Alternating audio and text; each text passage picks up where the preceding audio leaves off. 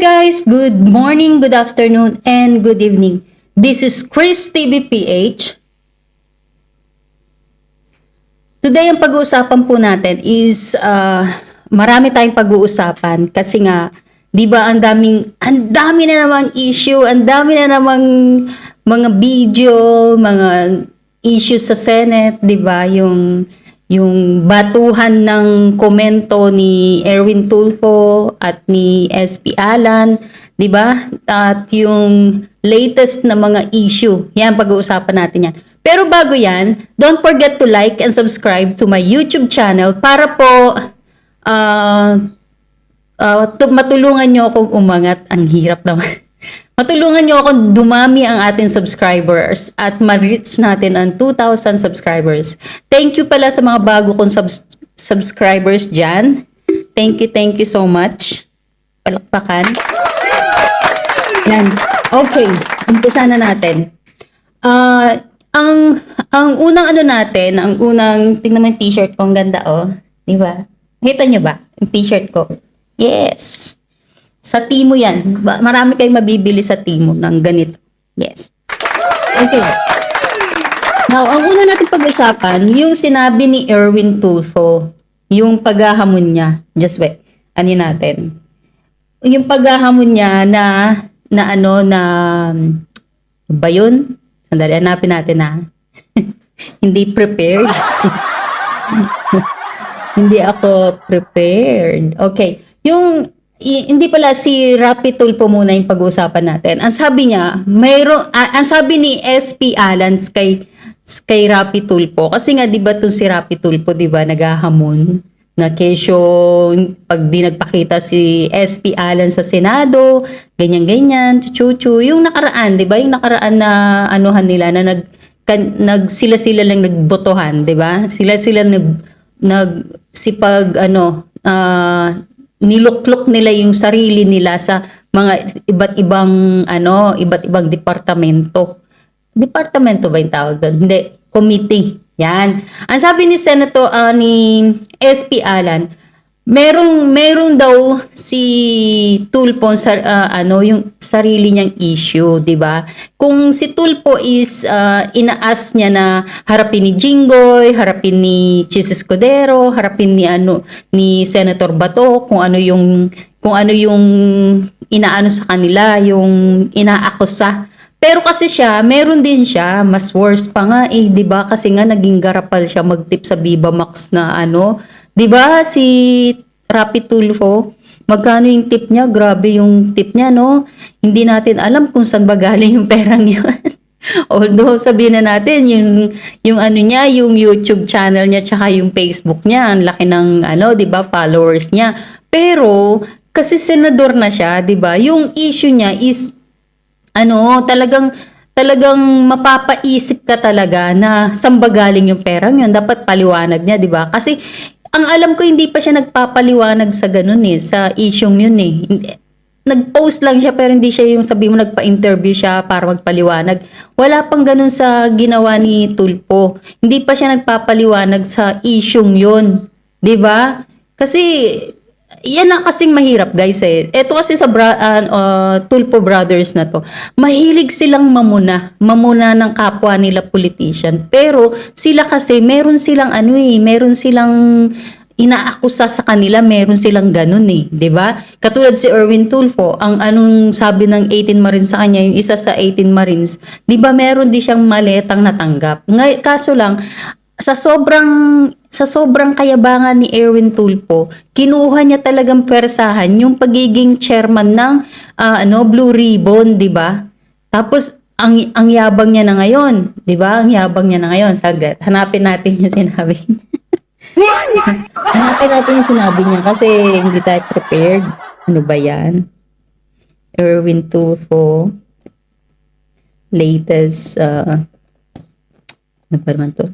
Tulfo. Hindi ako prepared. Latest news. Okay.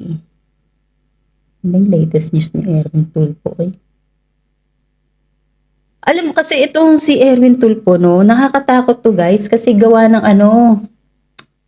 gawa ng ano siya, yung Bendalo, no? Bendalo si Erwin Tulfo. Alam nyo, eto, ganito pa lang itong mga Tulfo, ganito na sila ngayon, di ba? Yung kaya nilang baluktutin ang batas, tapos, barubal sila, no? Barubal sila magbigay ng statement nila, barubal. Tapos sila, parang sanggano diyan sa kalye. Yun sila. Tingnan mo nga nakikita niyo ba yung pagkakaiba ni Robin Padilla sa Tulfo Brothers? Si Robin Padilla, disente pa kung magsalita siya. Disente pa siya, napakalumanay niya, napaka-gentleman niya. Pero tong si Erwin Tulfo tsaka si Raffy Tulfo, makikita mo sa pagmumukha nila yung galit ba? Yung galit na wala ng preno yung bunganga nila. Yun Nakita niyo ba yung pinagkaibahan ni SP Alan Cayetano? Pag siya nagbigay ng interview, pag siya nagbigay ng live, Facebook live niya, napakalumanay niya, pero nandun na yung yung tira niya nang babati ko sa kanya, 'di ba? Direct to the point siya. Pero nandun yung kalmado siya. Hindi mo makikita sa mukha niya na nanggigigil talaga siya. Ito si Erwin Tulfo, yung mukha niya parang aatakihin na sa puso. Para siyang aatakihin na sa puso sa sobrang galit niya, no? Yung paghahamon niya, yung yung hamon niya na pag daw may ginawa pang hearing yung Blue Ribbon, kumbaga si Senator Marcoleta, pag pinroceed pa nila yung panibagong Blue Ribbon committee, aarestuhin niya, 'di ba? Yung kung hindi daw ng utang. Di ba? Siya mismo yung ano ba yung tawag dun sa kukwelyuhan? Meron dun yung kalimutan. Basta yun gagawin niya, kakwelyuhan niya daw, tapos niya. Kaso nagsalita si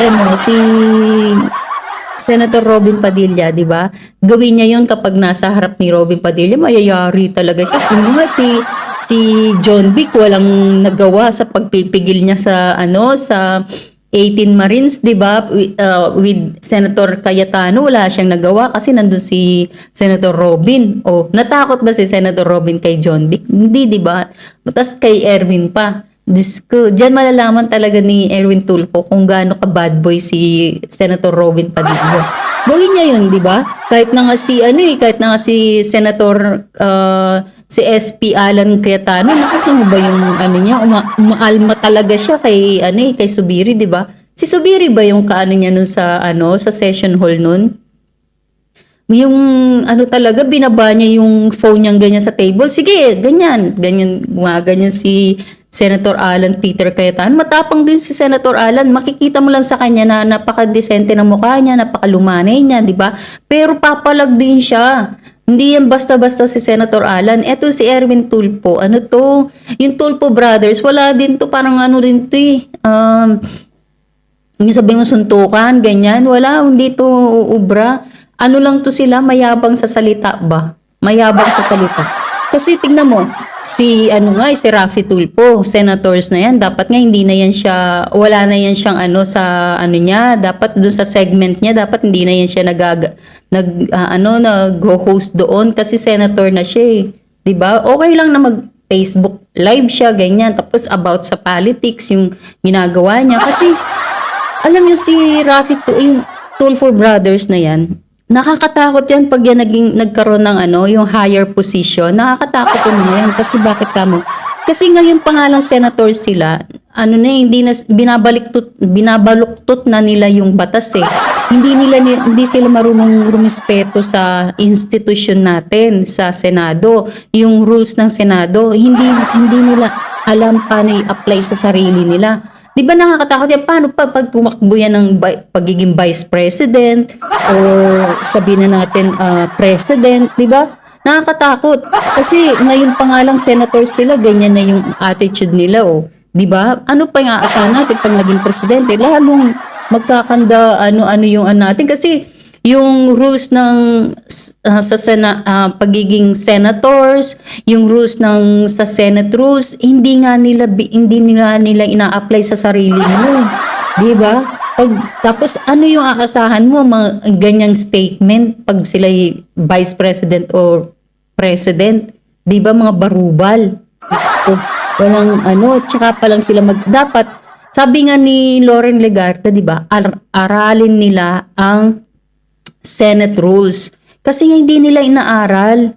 Kumbaga, binabasa nila pero hindi nila ina-apply sa sarili nila at hindi nila inuunawa talaga yung yung rules na yon. Kasi nga, 'di ba sabi ni Senator Marcoleta, ano sila, yung wala silang legal background. Oh, totoo naman 'yun. Kasi siyempre, ikaw mas bilib pa nga kay Luito Lapid kasi si Luito Lapid, tignan mo, tahimik-tahimik lang siya. Tapos, kung saan yung minority, dun siya. Kung saan yung majority, dun din siya. O, di ba? Pero hindi siya yung nagmamarunong-marunungan. O, yun na yun. Kapag hindi ka marunong sa batas, huwag ka nang magpa-epal-epal na magmamarunong ka pa. Ganun lang yun, di ba? O. Pero guys, alam mo, ito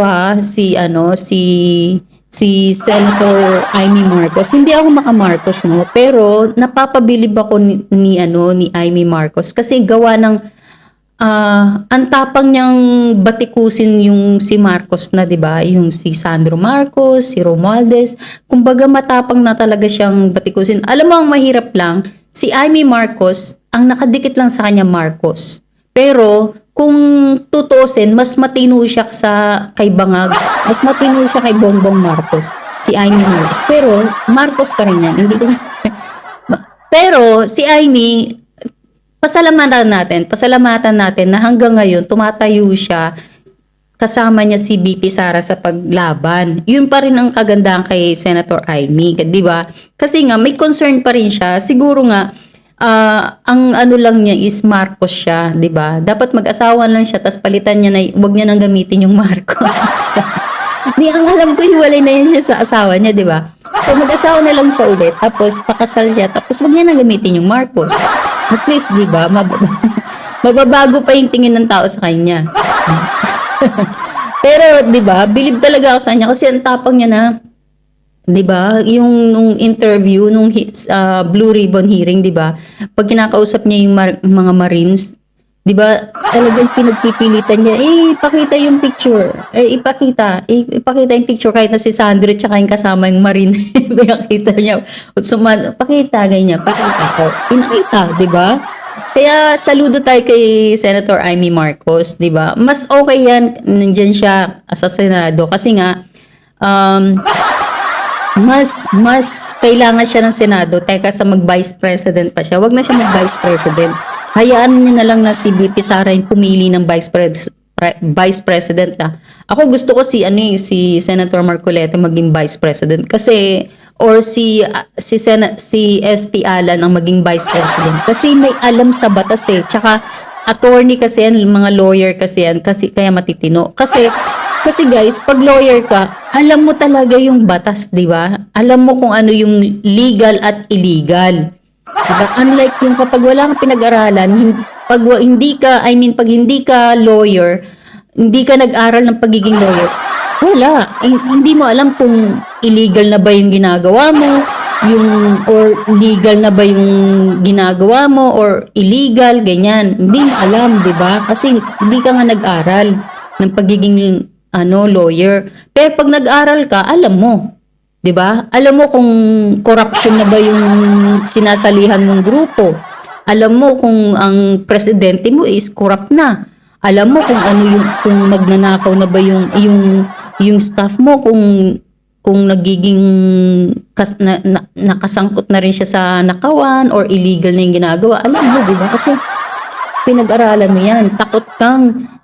Takot kang gumawa ng illegal kasi alam mo kung ano yung magiging kakalabasan nun, kung ano yung magiging nun sa'yo, di ba? Kung sa'yo, pwede kang ma-disbar, ganyan. Ngayon, eto na, dito na tayo.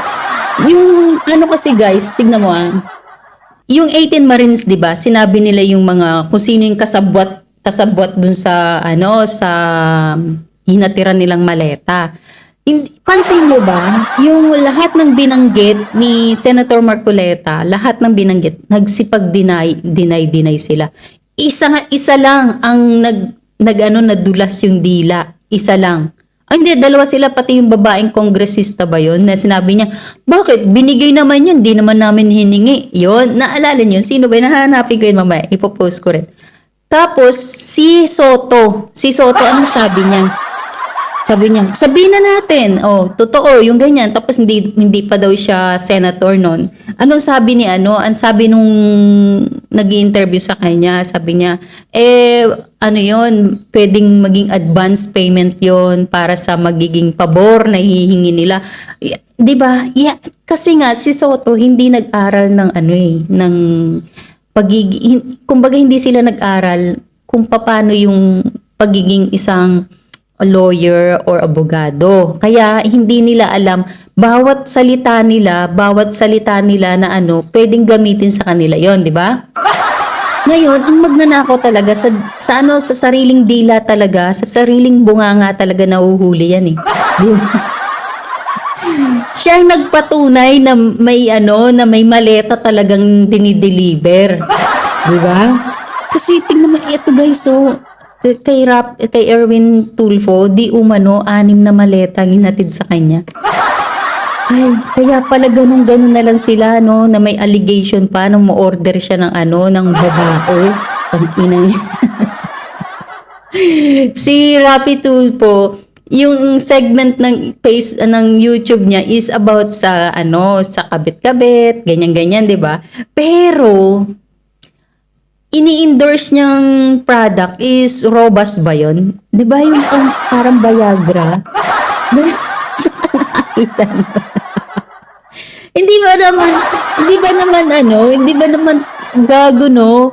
Galit siya sa mga manyakol na pero yung meron siyang yung natatawa ko dun sa sa YouTube na sinyer na lami ang imo yung katawan daw. Tapos, pa daw yung sabi niya? Lami ang imo sabi niya. Basta may sabi siyang lami. Basta ganun. Di ba? Parang talagang kahit na, eto guys, manyakol ka, kahit na anong pilit mong pagtakpan ng sarili mo, lalabas yan. Ikaw din ang mismo magbubulgar sa sarili mo. Yan eh. Tingnan mo sila. Di ba? Kasi yan eh. Ano ba tawag doon? Talagang ni God kung ano yung kasalanan mo. Kasi ikaw yung papa-realize niya. Kumbaga ang Panginoon is niya talaga yung pagkakamali mo. Ipapamukha niya talaga sa'yo. Yun yung guys. Kaya etong si Erwin Tulfo, talagang mahatulan to. 'Di ba? Kasi may ginagawa sila eh. Pero guys, nakakatakot talaga tong mga to pag nabigyan sila ng higher position. Nakakatakot talaga. 'Di ba? Kaya pala si Tito Soto tsaka si Ping Lacson, eager talaga silang makuha ang pagiging yung SP, 'di ba? Yung Senate President. Eager silang makuha sa majority 'yon. Tapos si Erwin Tulfo, hindi ko maintindihan sila, lahat sila na obvious talaga sila na kaya pala pinipending nila yung Blue Ribbon Committee, yung hearing. Eto pala, eto sangkot talaga sila sa sa maleta, maletagang na tong mga to eh. Dapat to si Daryl Yap. Ito yung gawa niya ng movie, yung flood control. Tapos niya yung mga kasangkot sa flood control. Dapat yan gawin niyang movie, di ba? Mas maganda yan. Yung gawin niyang comedy pero sa pool yung mga to. Yung mas maganda yan kay Daryl Yap. Di ba? Kaya pala sila pinipending nila yung Blue Ribbon. Kasi ito pala talagang sangkot talaga sila, 'di ba? Si Ping tsaka tingnan mo si Ping Lacson. Parang isang post na lang yata nakita ko, parang hindi na siya hindi siya nagpapa-interview. Dati di ba nagpapa-interview yan lagi? Ngayon parang parang limitado ng pagpapa-interview niya kasi alam na kung ako nga reporter, direct to the point ang itatanong ko sa mga yan kahit naka Erwin Tulfo. Sir, ano masasabi mo dun sa ganyan? Sa 6 na maleta daw ang inano sa inyo, tapos meron ka pang mga babae, meron pang babaeng inahatid sa iyo, ganyan. 'Di ba? O 'di ba ano sabi nung sa Viva Max? Beba Max. Viva Max, 'di ba? Ang tip sa kanya 250k. Tang ina, tang ina, mahilig sa bilat tapos ang laki ng no. Siguro binibigay tip 'yun para hindi sila magsalita para yung ginawa nila is confidential. Kaya ganun sila kalaking magbigay ng tip. Ano kaya ang sa bagay kasi kung ano ginagawa ng tatay, yun din ang ginagawa ng anak. Tignan mo si Rafi Tulfo, 'di ba? Ang lakas niya mag-tip. Yung anak niya ganun-ganun na lang magwaldas. Syempre sasabihin ng anak ng baboy. Baboy yung anak niya, taba-taba no? Baboy Ramo. Yung daddy ko nga ganito mag-tip Syempre siya ganun siya magwaldas kasi yung tatay niya, 'di ba? Hindi good role model yung tatay niya. 'Di ba? Ang lang guys, ang nakakaano lang dito is medyo magulo na talaga yung sistema ng gobyerno natin. Bakit kamo? Kasi meron tayong bangag na presidente. Kung matino lang sana yung presidente natin, lahat ng nasa ahensya ng gobyerno natin is magiging matino din. Kasi ang pagpapatakbo ng gobyerno is depende yan sa presidente. Depende yan sa presidente talaga. Nagdidepende talaga ang pagpapatakbo ng gobyerno natin, ng Pilipinas, ng bansa natin is yung presidente. Kapag ang presidente natin ay katulad ni Bongbong Marcos, asahan. Who's that?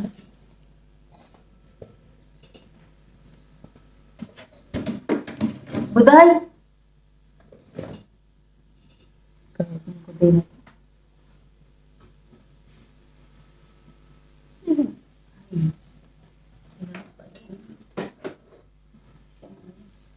Diba? Yung depende, nawala tuloy ako kasi pusa. Depende talaga sa presidente natin, yung takbo ng gobyerno natin. Kasi kung ang presidente natin matino, tignan mo si PRRD, di ba? Takot yung mga nasa mga ahensya ng gobyerno natin, takot. Tingnan mo matino, nangyari ba tong katulad dito sa Senado ngayon? Noon, nung panahon ni PRRD, di ba hindi naman? Walang nangyaring ganito, di ba? So, nasa presidente talaga guys. Nasa presidente ang kaayusan ng gobyerno natin. Hindi, tsaka meron pa, eto pa. Alam nyo, eto pag-usapan natin yung UNSC, yung United Nations Security Council, di ba? Tingnan nyo yung botong nakita na na tanggap ng bansa natin. Ako nalulungkot ako. Kasi nakakahiya sa buong mundo. Yung alam mo yung nanonood nung nung nanonood yung voting na yun sa United Nations, 'di ba? Mga nanonood nun. Nakakahiya yun. Nakakasad kasi nga ang liit ng boto, 49. Biro mo 49 countries na lang yung countries ba yun?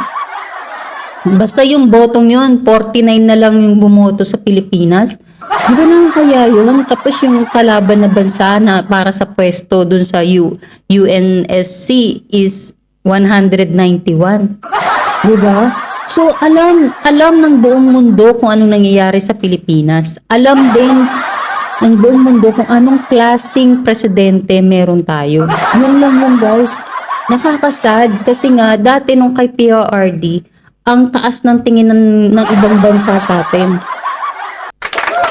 Ang taas ng tingin ng ibang bansa sa atin. As in sumasaludo sila kasi may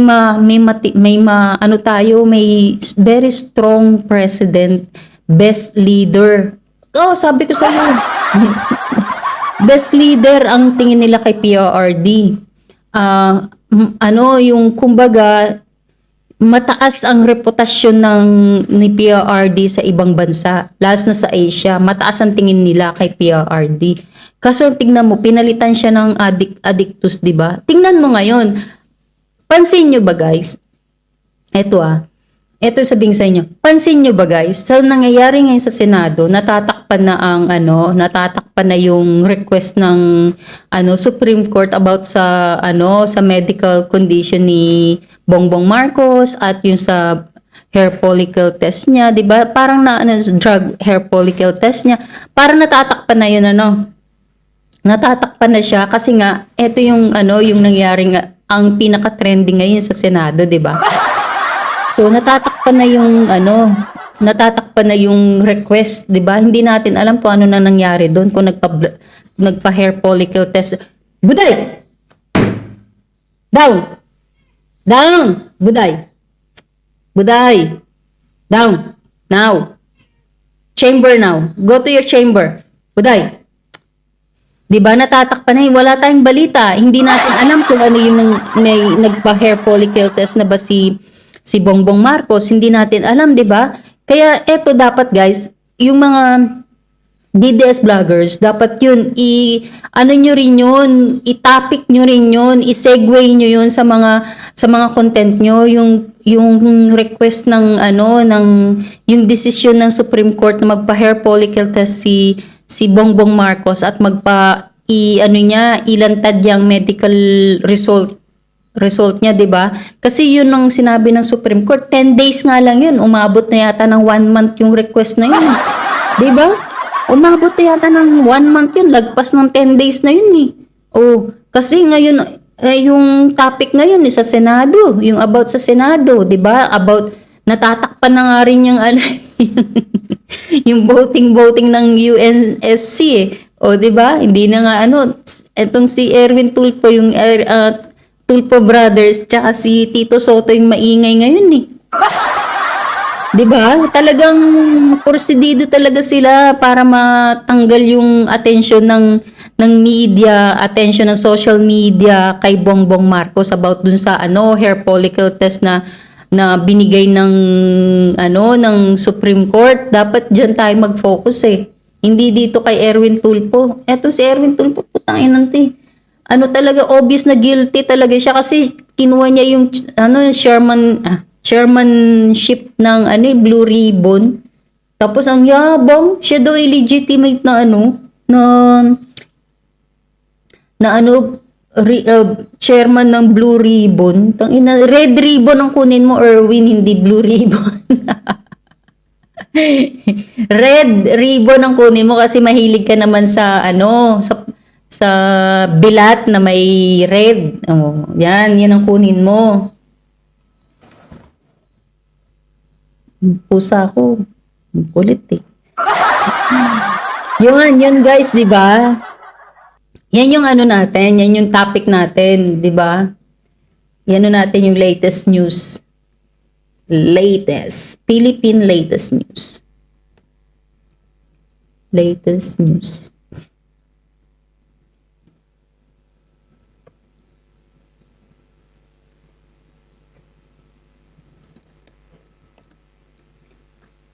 Pilipinas kung minumutya, kulungin mo at umiiyak.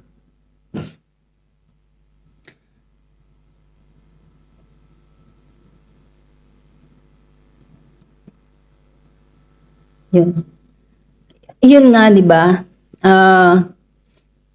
Kasi guys, alam nyo sa totoo lang guys, nawawala kasi, ano ba yung dapat kong ikukwento? Nawawala ako eh. Mayroon ako dapat ikukwento eh. Ay, naka, ang daming ganap. Nasaan ba yun? Yun, okay. Eto naman, balik tayo sa Senado, no? Balik tayo sa Senado. Yung sabi ni John Vic, no? Sabi ni John Vic, hindi niya daw tinulak. Tapos, ang siste daw is, palabas siya. Totoo naman, nandun siya sa may pintuan eh. Nandun naman talaga siya sa may pintuan eh. Kaso lang, parang ang feeling ko kasi, yung feeling ko, si John Vic, ginagawa niya lang yung ginawa niya, yung tulak-tulak. Parang acting na lang niya yun eh. Para lang masabi na may ginawa siya. 'Di ba? Kasi ano ba yung sabi ni Claire Castro, 'di ba? Disappointed na ganyan DILG. Ang sabi, 'di ba, may gossip na gano'n na galing kay Claire yata. Ewan ko. Hanapin natin yung mamaya. Sabi na disappointed na yung ang si Kokak ba yun sa DILG, baka palitan siya, 'di ba? Tapos yung nangyaring katinalong ko. Yung nangyaring yung sa 18 Marines, feeling ko si John Vic, parang ginawa niya na lang yun, parang acting, para ipakita niya, syempre, maipapakita yan sa media, kasi syempre, John Vic yan eh. Di ba? Para malaman ni Kokak na talagang siya, nagtrabaho siya, at pinakita niya talaga yung yung effort niya na napigilan, 'di ba? Feeling ko acting na lang 'yun ni John Vic eh. Kasi ikaw ikaw DILG ka, tapos nandun ka, ihintay mo pang makapasok sa pintuan. Syempre ikaw hindi nandun na. Pupunta ka sa may lagpas ng pintuan, hindi sa mismong loob, 'di ba? Kung gusto mo silang pigilan, at magtatawag ka ng mga kasama mo, hindi lang ikaw lang mag-isa. Feeling ko acting niya na lang yun para ipakita kay Kokak, kay Lisa Marcos, na nagtatrabaho siya at ginagawa niya yung inuutos sa kanya. Yun eh. 'Di ba? Kasi kitang-kita naman, Diyos ko naman, acting na lang yan ni John Vic na para ipakita sa mga Marcos na ginagawa niya yung trabaho niya. Pero deep inside, parang feeling ko ayaw na rin sumunod yan ni John Vic. Feeling ko lang. Pero kasi nakakaasar kasi yung yung interview niya sa media. Kesyo hindi niya daw tinulak, kesyo palabas daw siya. Sinungaling din to. Ito, makikita mo talaga yung pagkasinungaling na itong taon to, no? Tapos sila rin, nahuhuli din sila sa sa akto nila. Nakakatakot to, guys, kasi yung mismong DILG natin nagsisinungaling. 'Di ba? Kahit na nga si Boying Rimulya, nakakatakot. Biri mo, si Marcos, sabihin niyo, alam mo, matalino si Bongbong Marcos. In a way na hindi siya matalino sa pamamalakad sa gobyerno natin, sa bansa natin. Hindi siya matalino sa ganun. Pero matalino siya sa mga sa mga nakawan, sa strategy na ilalagay niya lahat sa departamento ng gobyerno, ilalagay niya yung mga mga tauhan niya para hindi siya mausig. Yun siya. Ang hindi niya palang yata nagagapang is ang Supreme Court. Tingnan mo, nilagay niya si John Vic sa DILG, sa Department of Justice, hawak niya rin. Tapos sa Ombudsman, hawak niya rin si Remulla, 'di ba? Kahit na anong bali mo kay Remulla, hindi niya talagang hawak talaga siya ni Marcos, 'di ba? Tapos ano pa ba? Tapos hawak niya yung sa DPWH, 'di ba? Yung department. Hawak niya rin yung sa education. Hawak niya rin yung sa ano bang department, si Raprecto, 'di ba? Hawak niya rin. Tang inang 'yan. Kaya matalino si Bongbong Marcos pagdating sa ganyan. Sinabi ang sabi natin involved si Lisa Marcos, pero meron kasing time na si Bongbong Marcos i-interviewin siya. Tapos mag-walk out siya, makikita mo yung reaction ng mukha niya. Siya talaga yung punot nito. Kasi mahilig kasi si Bongbong Marcos na playing innocent ba? Yung parang wala siyang alam, hindi niya alam, 'di ba? Pero deep inside ganyan yung mga matatalinong mafia, leader ng mga mafia. Ganyan yung mga kriminal, playing safe, playing innocent, 'di ba? Pero deep inside, matalino sila sa paggawa ng plano. Yan. Kasi tingin ko yan si Marcos, bago pa yan tumakbo bilang presidente, nakaplano na lahat-lahat yan. Nakaplano na gagayahin yung tatay niya, pero iniba niya lang yung way, kasi yung tatay niya nag-declare ng martial law, di ba? Yung sa kanya kasi hindi niya dineclare pero ginagawa na. Yun. Siyempre, sabihin man ng mga kalaban niya na martial law na, Pwede niyang i-deny yun. Kasi nga, hindi niya dineclare. Pwedeng sabihin, dictatorship na. Pwede niyang i-deny yun kasi hindi niya sinabi. Hindi ba? Hindi niya ginagawa. Kasi bakit? Kasi hindi halata. Hindi niya binulgar. Di ba? Yun lang yun. Di ba? Yun yun. Yun yun. Di ba? Kaya pwede niyang i-deny lahat, i-deny yung martial law, tapos papalabasin niya yung kumakalabas sa kanya is politika lang. Diba ganun siya katalino, guys? Hindi bobo si Marcos. Bobo siya in a way na magpalakad ng gobyerno natin, magdesisyon about sa natin, pero matalino siya sa criminal plan. Hindi siya matalino. Tag-inang yan. Sabi ko sa inyo. Diba? Pero yung sa nangyari sa UNSC, talagang kasi alam mo, in-apply nila yan at buong akala nila mapapabilang ang Pilipinas sa UNSC. Sa zona niya, di ba? Achievement yun. Kaso lang nag-fail kasi nga sigad na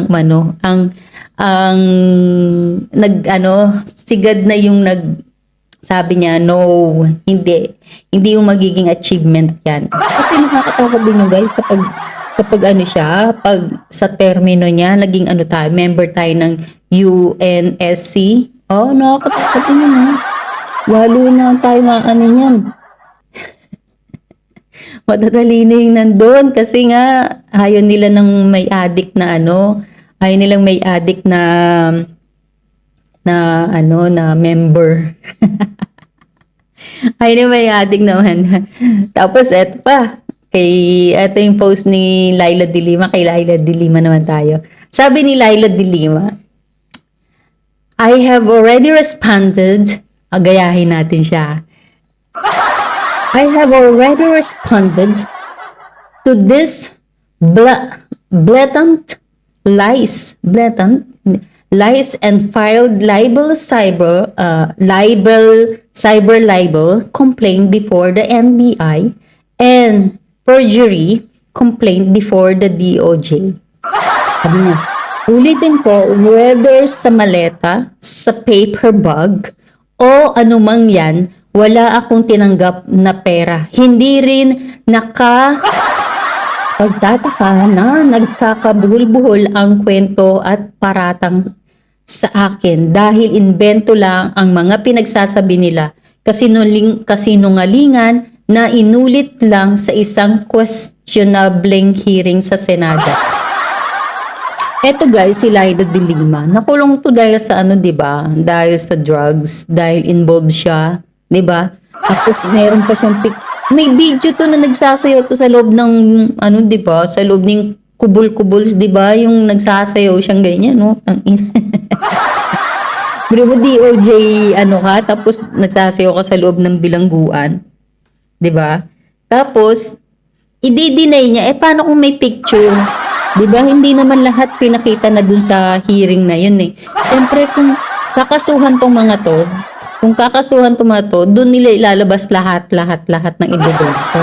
Kasi hindi pwedeng kasi pag nilabas nila dun during the hearing, nung Blue Ribbon, pwedeng sabihin AI, ganyan, di ba?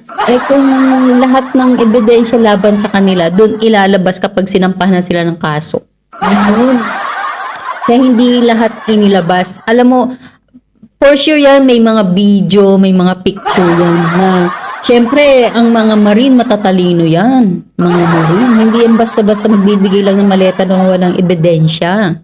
Diba sabi nga nila noon, nagpipicture sila, pag naiabot na yung maleta, pinipicturean nila para prueba daw yon na dun sa group chat nila na nandun din si Saldico, diba? Or sinesend nila kay Saldico yung picture na dineliver nila, natanggap na, o yun, meron niyang picture, video, meron yan sila. Kaya malakas ang loob ng 18 Marines na humarap kasi nga may ebidensya sila. Ganun yun. Siyempre, ikaw wala kang ebidensyang hawak.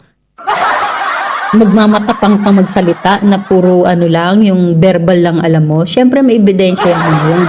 Kaya itong si Laila de Lima, huwag mong mamaliitin ang 18 Braves Marine kasi meron yan silang ebidensya laban sa'yo. Hindi mo alam, 'di ba? I-deny mo man yan ng i-deny, may ebidensya laban sa iyo malamang. Kasi hindi naman magiging matapang ang 18 Marines. Nababanggitin nila yung mga pangalan ng mga yan kung wala silang ebidensya. Malamang nga eh. For sure nga eh, yung paghatid ng babae dun sa ano kay Erwin Tulfo, for sure meron niyang picture. Hindi na alam ni Erwin Tulfo na may picture or may video na hidden. Kaya ganyan yan, Diyos ko. Kaya kahit na-deny pa nila, tingnan mo, di ba dinideny niya yung response nung abogado ng 18 Marines. May nakita ba kayong yung parang galit siya? Hindi, di ba? Alam nila. Kasi itong 18 Marines, may mga may mga ebidensya to sa mga to. Hindi pwedeng wala silang ebidensya. Katulad ko ako, magsasalita kunwari ako, tapos wala akong ebidensya. Di ba? O, mahirap yun. Yung cyber talaga. Pero, kasuhan nila yung 18 Marines, tingnan mo, lalabas yung mga ebidensya. Lalabas yung mga ebidensya yan. Meron yan silang ebidensya na video, picture, na hindi alam nila Erwin Tulfo, nila Rapi Tulfo, ni Ping Lacson. Di ba yung kay Ping Lacson nga, yung helicopter pa lang yung nilabas nila. For sure yan, meron yan. Baka nga meron pang picture yan na hila-hila nila yung maleta. Or yung tauhan nila, hila-hila yung maleta. Hindi nyo lang alam, di ba? Ganun yun. Hindi pwedeng hindi pwede. Tas eto pa guys, yung huli. Eto, matagal na tong viral, di ba? Nakita ko dun sa post to ni Sas, di ba? Ni Binibining Sas.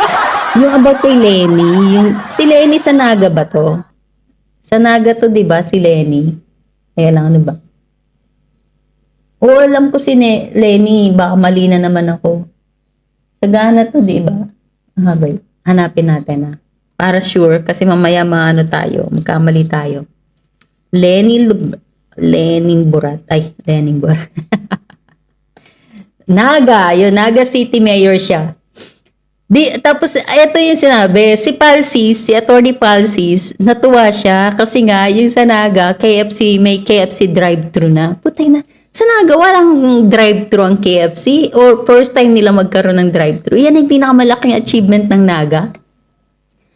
Tanginang yan. Samantala yung Davao, robot yung sa robot na, AI robot, yan na yung pinag-uusapan sa Davao. Yung kay Lenny, tanginang yan, drive-thru ng KFC ang yung viral nila. Tapos pinagmamalaki pa ni Palsis, tanginang yan. Yung Davao City AI robot na yung pinag-uusapan, future na yung pinag-uusapan, yung kay Lenny drive-thru. Wala akong masabi. Yan, sabi ko sa inyo guys, kapag umano kayo sa Pinklawan, Dilawan, ang Pilipinas magiging behind. Behind sa lahat. Kita mo, drive-thru pala yung sa Naga. Diyos ko. Yung sa Davao, di ba? Sa Davao, AI robot na yung inaano nila doon sa Davao. Kumbaga future na yung inaano ng Davao. Sa Naga, yung palang tapos yung Pinklawan nilang bading na attorney si Palsis. So, tungtuwa na sa drive-thru achievement ni Lenny Robredo. Imagine mo yan, pag yan naging presidente, putang ina, sabi ko sa'yo, magiging tayo, babalik tayo sa Stone Age. Babalik tayo sa Stone Age ng inang yan. Diba? Babalik tayo sa Stone Age. Yan. Pag sila ni Robredo yung presidente natin. Ay, Diyos ko. Kasi to guys, itong mga to, slow. Diba si Lenny Robredo, slow yan? Slow talaga yan, sabi ko sa'yo. Kasi kontento sila kung ano lang meron ang bansa natin. Yun yun. Unlike sa Davao, di ba, yung mga Duterte, yung mga, lalong-lalo si Baste. Si Baste, pag nagka-travel daw siya, kung ano yung nakikita niya sa bansang yun, katulad na sa Singapore, sa Japan, di ba yung Japan mismo, kung ano daw yung nakikita niya yun, gusto niya, ang Pilipinas, meron din ganun. Gusto niya ang Davao, meron din ganun. Yun, ganun si Baste, si Mayor Baste, ganun siya. Kasi napanood ko yung interview niya yun eh, na gusto niya, kung anong meron sa bansang maunlad, sa ibang bansang maunlad, gusto niya meron sa Pilipinas. Ganun yung guys. Kasi kapag ikaw ang isang leader, hindi ka dapat makukontento kung ano lang meron ka. Kung ano yung nadatnan mo, yun na yun. Hindi, dapat meron kang plano. Future plan. Meron ka dapat ganun. Kasi doon mo makikita talaga yung isang leader na ano siya, gutom siya sa hindi gutom sa pagnanakaw. Yung gutom siya sa pag-asenso ng bansa niya. Yung gusto niya, yung vision, may vision siya. Kumbaga, hindi siya kontento kung ano lang yung nadatnan niya. Yun lang yun. Unlike sa mga, ito nga, Pinklawan, Dilawan, kontento na yan sila kung ano yung meron ng Pilipinas. Yun lang yun. Diba? Kasi, tingnan mo pag matino yung presidente, ano nila, kontra din sila. Diba? Gusto nilang pababain. Tapos, pag parte naman nila, kontento sila kasi ganun gusto nila si Leni Robredo. Ay, tingnan mo, drive-thru. Diba? Behind. Magiging Stone Age. Babalik tayo sa Stone Age. Tangina yan. Ay na lang evolution, no? Ano ba tawag ng putang? Ayaw nilang maging ano ba tawag doon?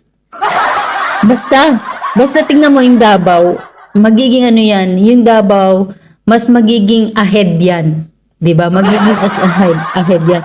Pag nga humiwalay ang Mindanao sa sa Luzon, Visayas, baka nga ang Mindanao maging Singapore o maging Japan, 'di ba? Kaya ang mga Duterte talaga para sa akin best leader talaga sila kasi nga hindi naman obvious na sinusot ko to. Kahit nasa labas ako guys, nagaganito kasi gusto kong ipamulat ipamulat sa ibang OFW na ito ang totoong leader. Si BP Sara, si mga Duterte ang totoong leader. Yan. Talagang sinusot ko tong t-shirt na to para ipamulat sa mga OFW na huwag tayong titigil na ipaglaban si BP Sara. Diba? Para sa future ng ating mga anak. Yan. Ito yung payo ko guys. Ito hanggang dito na lang yung komento natin, opinion natin.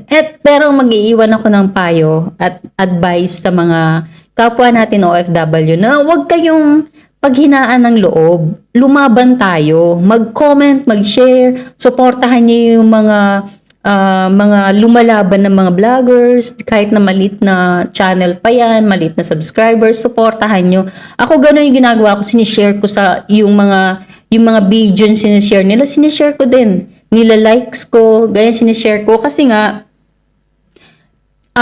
bilang isang Pilipino, ano natin to, yung karapatan nating lumaban sa alam nating tama. Kapag hindi natin ginawa to, kawawa yung mga bagong henerasyon natin, yung mga anak natin, kawawa yung future nila. Kawawa talaga. Kasi maapektuhan kapag hindi natin nilabanan yung corruption, maapektuhan yung future nila. Lalong-lalo na kapag yung mga bata nasa Pilipinas, wala namang kakayanan na yung mga magulang nila is lumabas ng ibang bansa, 'di ba? Magtrabaho sa ibang bansa, stay lang sa bahay. Yun yung mga mas maapektuhan sa sistema ng bulok na gobyerno natin. Kaya huwag tayong mawala ng pag-asa. Ang Panginoon is magsisend yan ng taong matino para lumaban pa. Yan, ganyan yan guys. Tignan mo, pasalamat tayo. Talagang yung paninindigan ni Senator Marcoleta, ni SP Alan Cayetano, si Robin Padilla, si Amy Marcos, di ba nasa matuwid sila? Matuwid. Pinaglalaban nila tayo. 'Di ba? Hindi naman nila pinaglalaban yung sarili nila, guys eh. Pinaglalaban nila ang taong bayan at ang bansa natin na umayos, tumino, 'di ba? Yan lang yung guys. Kaya tayo wag tayong bibitaw. Hanggat kaya nating lumaban, lumaban tayo. Kasi yun lang yung ano natin, yung karapatan natin yun bilang Pilipino. Kasi guys, yung iba, wala silang pakialam, 'di ba? Sarado na yung isip nila kasi nandito na sila nasa ibang bansa na sila, maayos na yung buhay nila, ganyan. Nakakapagpadala sila sa pamilya nila. Kontento na sila sa ganun, kaya wala silang pakialam. Pero hindi nila iniisip na yung bansa natin ang nasisira dahil sa mga korupsyon.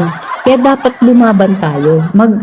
Maging malakas yung loob nyo na mag-voice out para malaman ni Bongbong Marcos na may mga lumalaban na anti-corruption. Yun lang guys. Kaya nga sabi ni BP Sara, para sa bayan at sa Diyos at para sa bayan. Di ba? Ganyan ba yun? Basta yun, di ba? Yun lang guys. This is Christy BPH. Don't forget to like and subscribe to my YouTube channel. And thank you sa mga new subscribers ko. At thank you sa mga old subscribers ko na nag-stay pa rin sa channel natin. Kaya maraming salamat po sa inyo. At suportahan po natin si BP Sara. At huwag tayong magsawang lumaban. Dahil para sa Diyos at sa bayan nating mahal. Yun. Yun, bye!